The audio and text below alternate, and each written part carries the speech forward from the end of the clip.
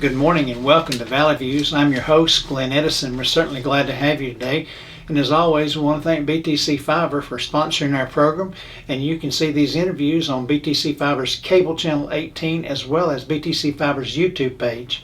And we'd also like to thank our sponsor, Needful Things General Store on Highway 127 just past the Bethel Church of Christ. Go by and check them out and see Kim there. You might find some things you need, you might find some things you don't need, but you want anyway. So go by and check them out. And today we have with us Eric Beavers with Sequatchie Valley Brewery. And thank you for being with us, Eric. I appreciate you being here. Thanks for having me.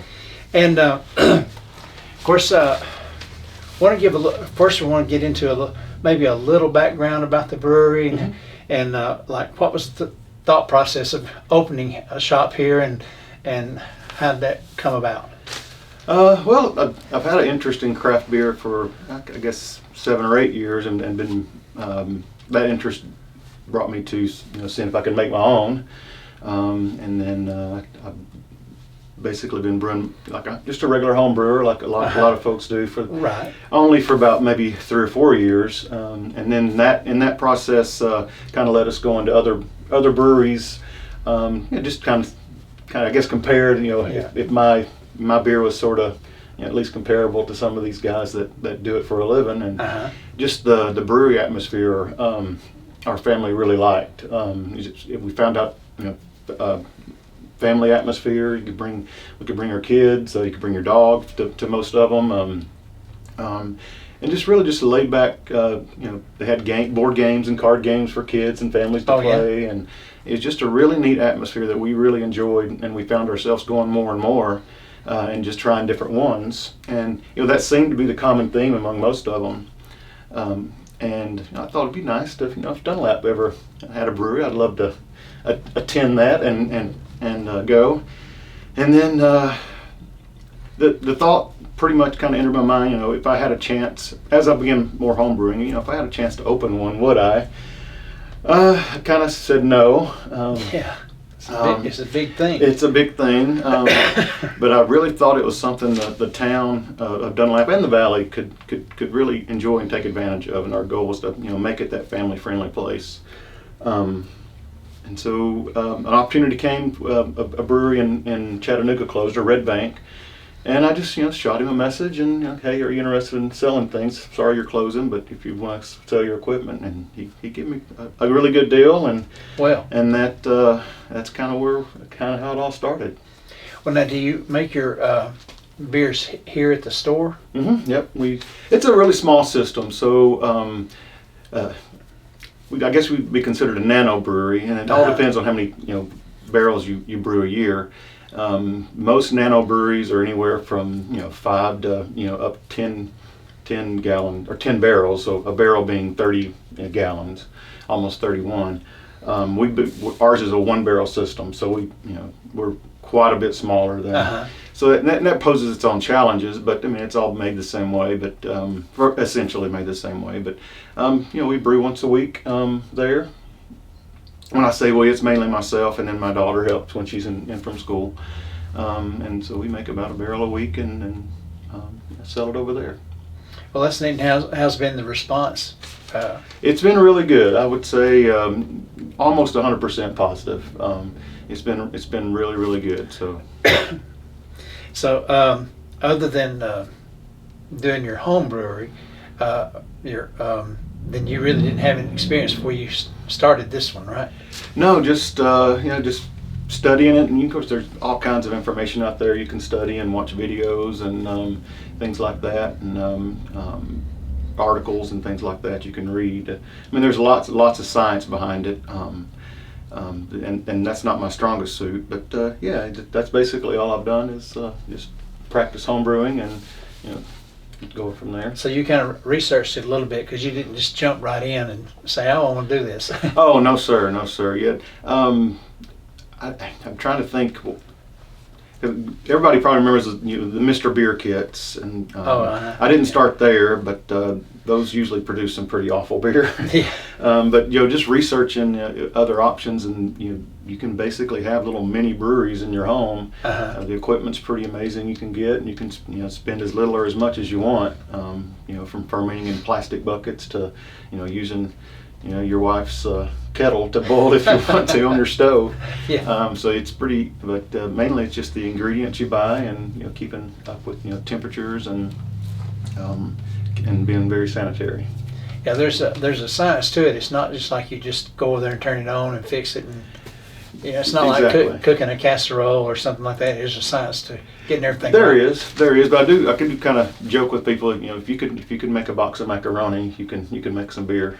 Just when you're starting out, there's a lot of like instructions. I mean, it's detailed instructions you follow step by step. But then after you do a few, you kind of pick up on those, and then you can start tweaking things and adding different temperatures, different time domains, and things like that to affect the taste of the beer.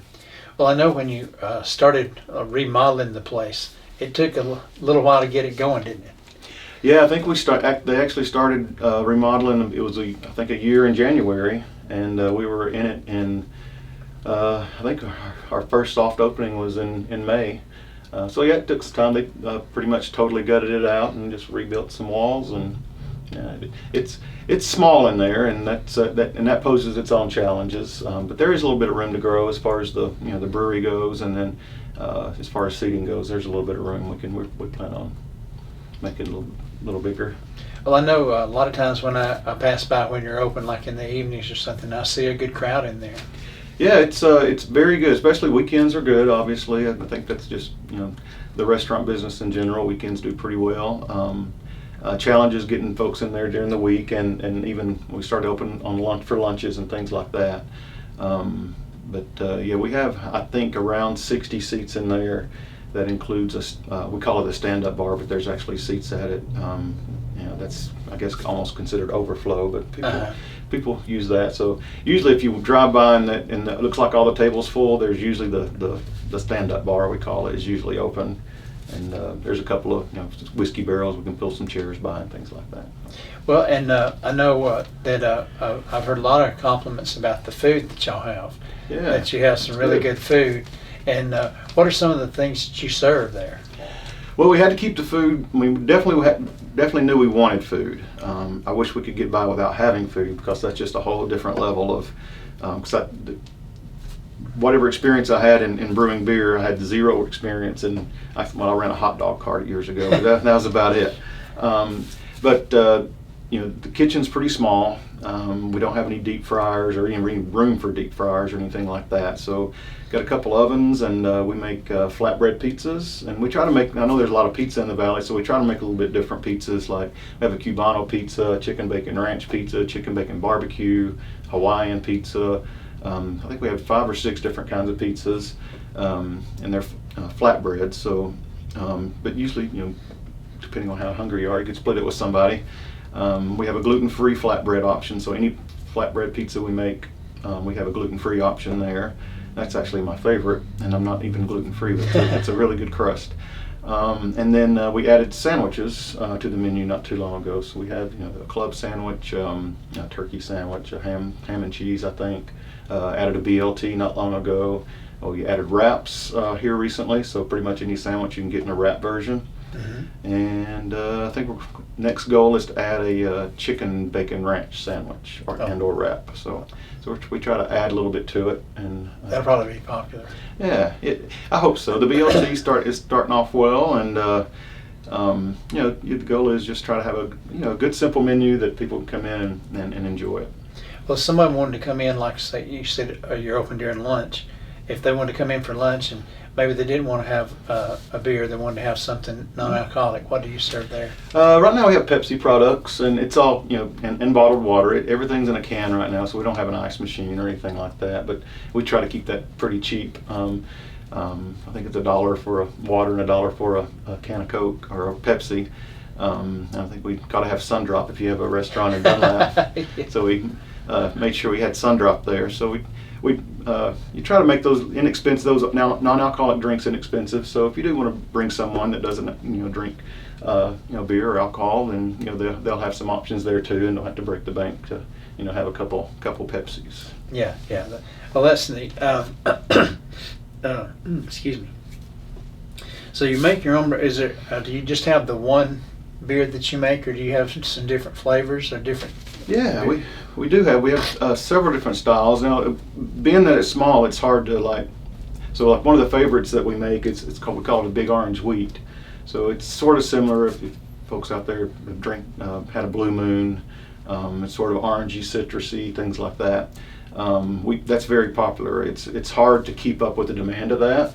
So we try to make it every second or third time. So there'll be a gap where we don't have any while we're waiting on it to finish.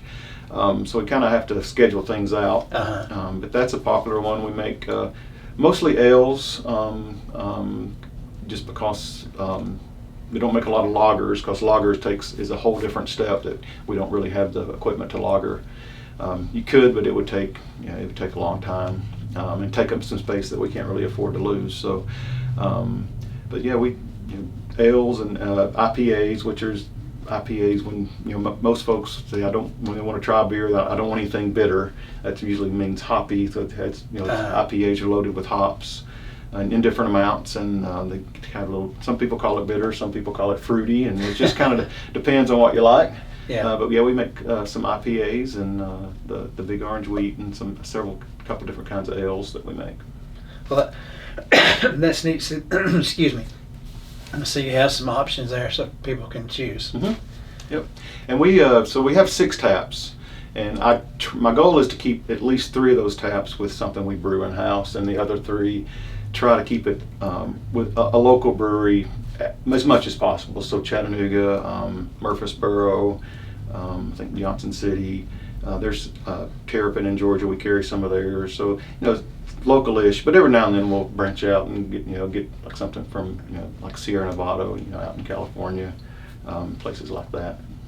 So just something new to try and see. Yeah, we try to keep something new that to get people to try. We do keep a lager because most folks like lagers because they're just they're not hoppy or bitter. They're kind of a good smooth beer that most people are used to drinking. And we do keep one of those on tap. We actually I don't make it, but we call it Brush Creek Lager, and that's probably our most popular one. Oh yeah. Eventually, I'm going to try to match that and make our own lager. So that's my goal, to make our own Brush Creek Lager and not having to bring it in. So. Well, that would be good that you could make it here instead of having to order it out. Mm-hmm. Yeah, that's the goal. We've got to get a little more equipment to do that lagering phase of it. Well, in time. That just takes time, I guess, with everything. Because you started out small, and it's really been pretty popular from what I understand. Yeah, it's going very well. We're very pleased with our we have a the super loyal customer base where you see the same people in there at least once a week, and they're very supportive. And not all of them drink alcohol. A lot of them come in there just for the pizzas and the food, and drink soft drinks, and they're very loyal. But now, almost a year in, we're like last night we have Singo on Monday. So Singo is sort of like a bingo game. We play with music, and it's pretty popular. But yeah, I think last night there was a table full of folks they were all from out of town. Oh, really? 13, 14 folks all just visiting from out of town, and looked us up and came in. So yeah, that's kind of neat to see that. Well, I think that's the key for a lot of our businesses here in downtown, is to bring people in, let them shop, let them spend their money, and then they go home. Right. Yeah. It's a good trade-off.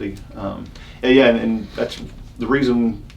There was other options as far as where to put the brewery, but it's hard to pass up a downtown spot with how downtown's growing right now. Oh, that's true. And then right there, by Harris Park, and they're starting to have some more events and festivals, which is just great to see, and that helps us and helps all the businesses in the area. Right, and so that's a good thing. Absolutely. Location. That's what they tell you in real estate, right? That's exactly right. So that's sacrificed a little bit of size to have that really good spot. Nice. All right, now what are your hours? Right now, only days we're closed are Sundays and Wednesdays.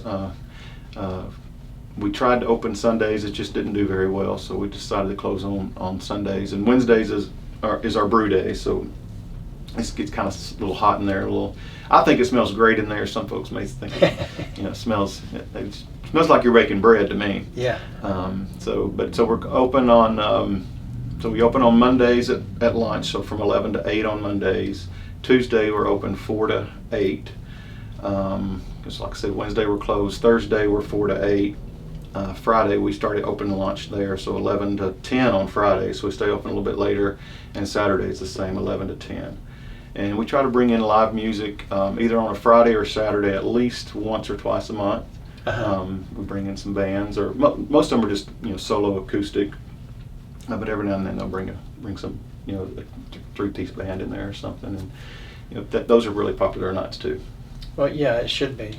Bring something different. Yeah. And And then we don't charge cover charge. Just come in, have a good time, bring your family to some music, and stay till closing if you want, or have a drink or two, and then go home.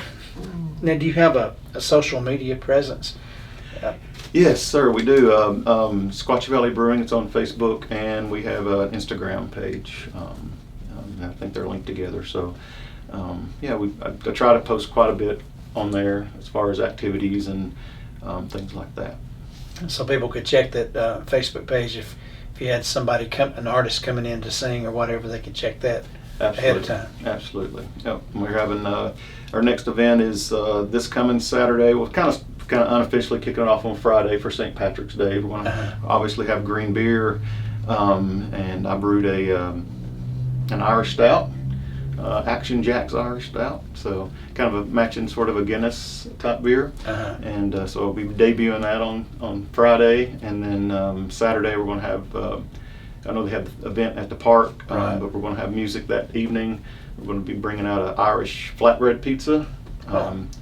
And an Irish, some Irish nachos, I believe, they're coming up. So that'd be kind of neat. Yeah, so we do try to have specials like that. We'll just bring something out and keep it for a week. But we want to kind of take advantage of the St. Patty's Day and pretend to be Irish for a weekend.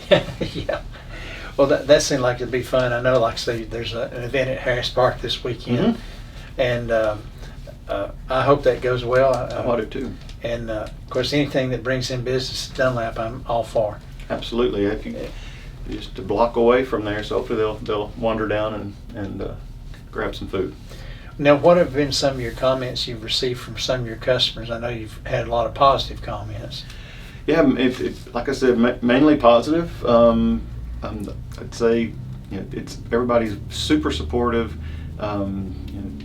And I know the kind of the thing now is to get on either Facebook or Google and send a review. And so we've got lots of really good reviews. I'd say the only negative reviews is because of our size. I've had a couple comments about just too small in there and things like that. And we know that. Yeah.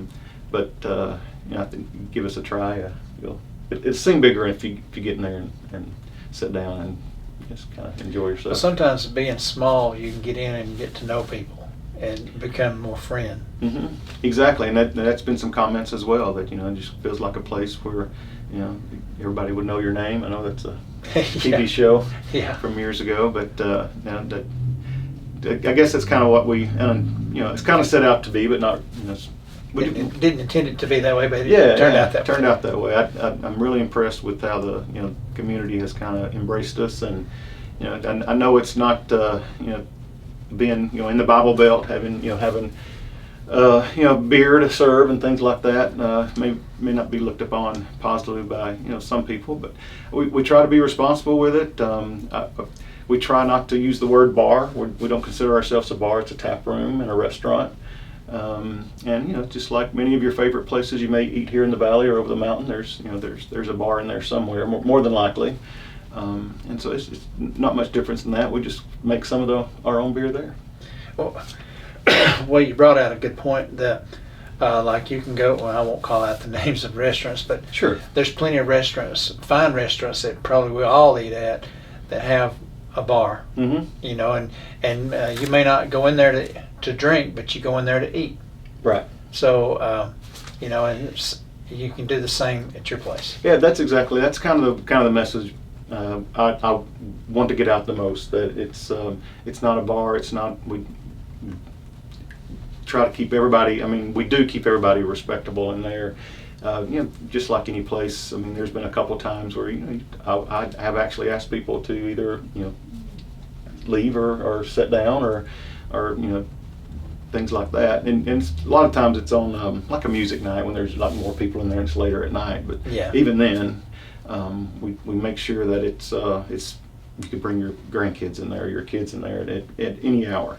And that's been very, very minimal. That's the message we want to get out, that you can bring your family there whether you drink or not. If it's a restaurant, has a bar in it, we call it a tap room.